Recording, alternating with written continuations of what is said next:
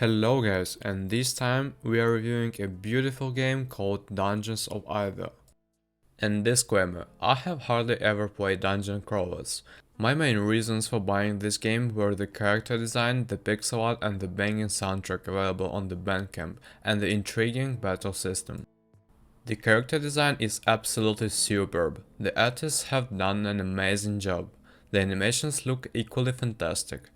As I'm hugely into pixel art to begin with, it was a feast for eyes from the start to finish. The soundtrack consists entirely of FM soundtracks. If you like chiptune, especially the sound of the Sega Genesis, you'll be in the treat. I often couldn't help but hum along with the tracks and got myself on a real battle high, especially during fights. The game lives above all from the large strategic element during the battles with a good portion of RNG from dice drafts. Each of the 4 characters had their own style of play. I had to adjust to that at first, but once I had internalized the mechanics, most of the encounters with enemies in the dungeons were quite doable. The RNG element in particular tends to drag out fights, though sometimes going for rounds on end without either side presenting an opening to land a hit on the opponent.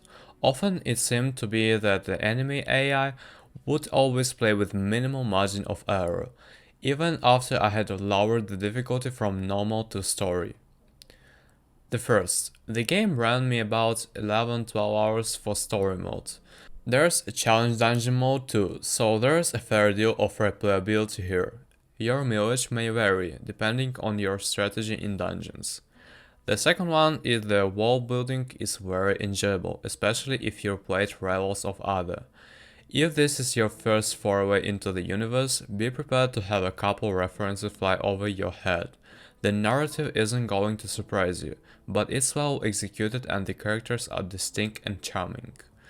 The third is the Dungeons of Aether can be challenging. The combat seems simple enough, but has a surprising amount of depth attached into it. This will make some encounters unnecessarily tedious. Additional characters bring the new ways to play, but they might be hard to adapt the right way. If you're a patient player, you can get through it just fine. If you're having trouble though, the difficulty is adjustable at any time. The first is the music in the game. Oops, all bangers. Dungeon crawling and dice rolling can get tedious, but the music is so good that you might not realize it. The pixel art and the animations are also silky smooth, making dungeons a treat for both the eyes and ears. Overall, Dungeons of Aether is a great addition to this franchise, and while it can get a little tedious in the sports, it's a fun dice-based dungeon delver filled with the charming characters, stellar art and music, and a satisfying core gameplay loop. Looking forward to the next game. It was not uncommon that I had to abort a dungeon several times, even on the first level, because I found myself in a hopeless situation where it was impossible for me to avoid hits even with the maximum use of items and stamina. This in turn added to the difficulty of the later levels significantly, because the high stakes continued, yet I had already exhausted all of my resources. I wondered more than once if the difficulty setting had any effect on the gameplay at all. The mechanics of the battle thus largely fall under, is it alone hard to master, the latter being more a result of the relentless enemy AI and heavy RNG.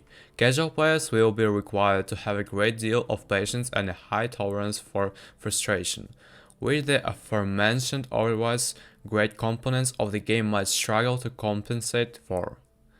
And since battles make for the majority of gameplay, it might be hard to get into the swing of things before the game even begins proper.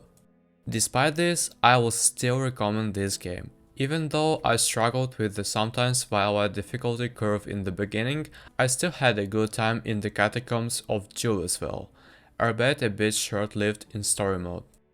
With a bit more fine-tuning of the difficulty levels, Dungeons of Aether could rise to an unconditional recommendation for most people. So at this point I want to end this video, don't forget to subscribe and hit the like button. Thank you all guys for watching, bye.